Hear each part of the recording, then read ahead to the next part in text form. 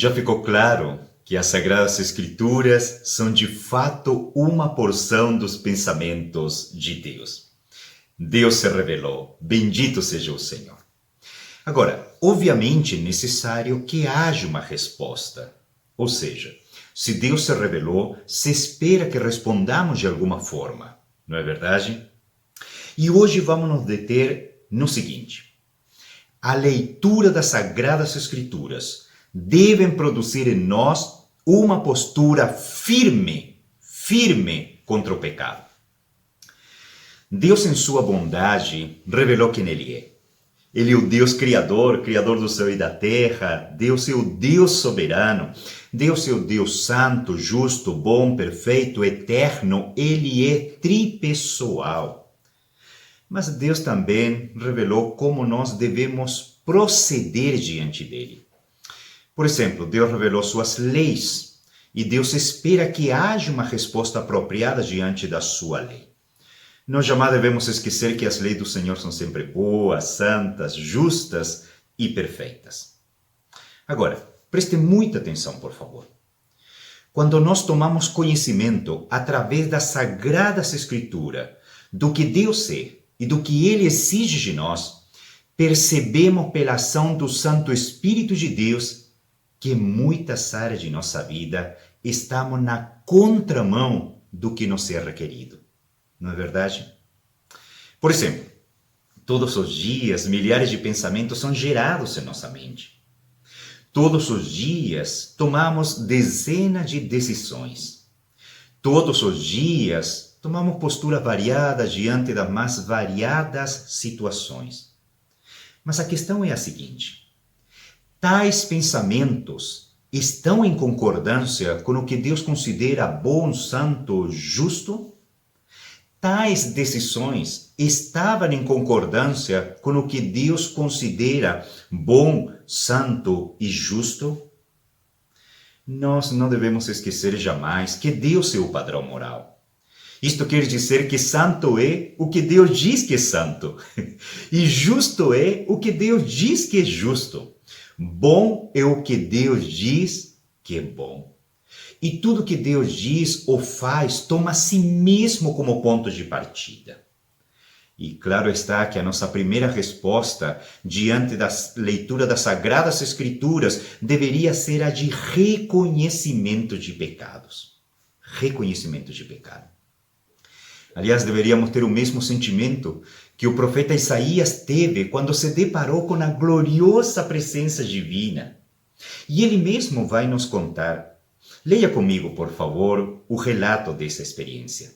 Diz assim: então disse eu, ai de mim, estou perdido, porque sou homem de lábios impuros e habito no meio de um povo de impuros lábios, e os meus olhos viram o Rei, o Senhor dos Exércitos.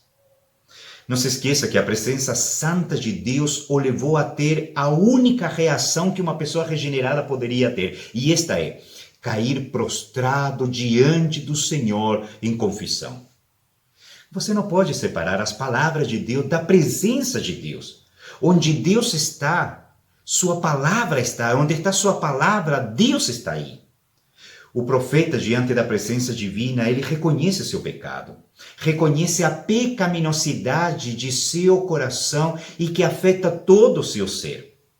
Agora, se não é possível separar as palavras de Deus de sua presença, então ao ler as Sagradas Escrituras deveríamos ter o mesmo sentimento, o mesmo proceder.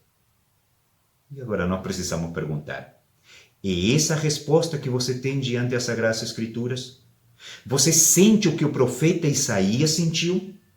Você se sente compelido a confessar seus pecados?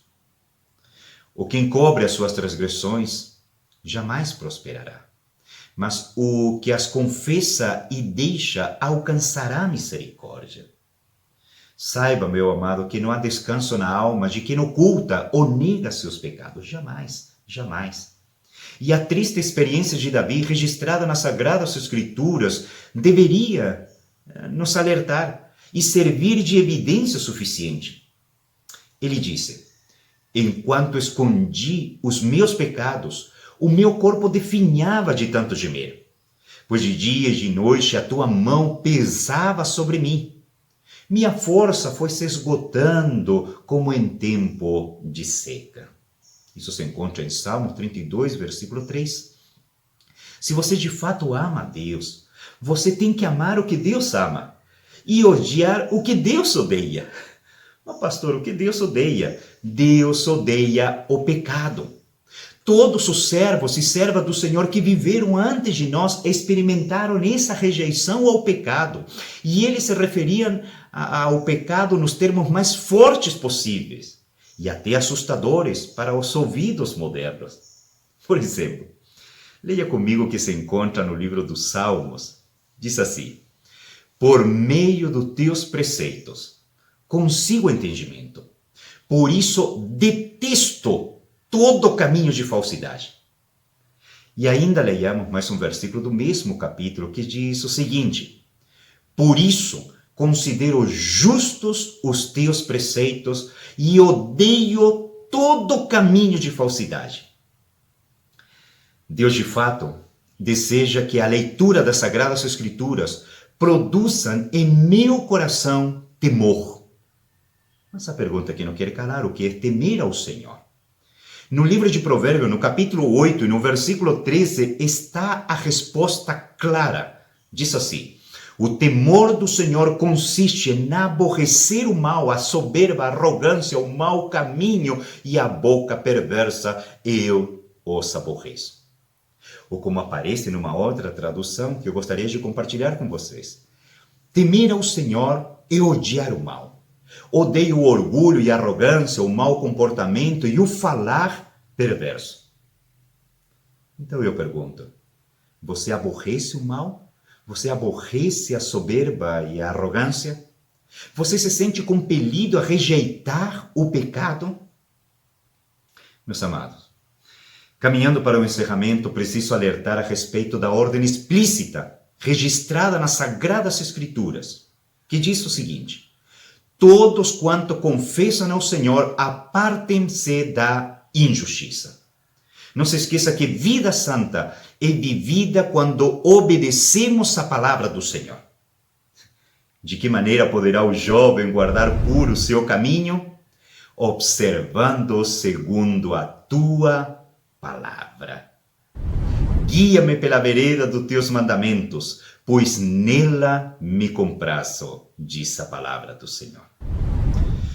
Para encerrar, repito, a leitura das Sagradas Escrituras deve produzir em nós uma postura firme contra o pecado. E a pergunta que não quer calar: você tem? Que o Senhor Deus nos ajude em sua misericórdia e graça. Amém.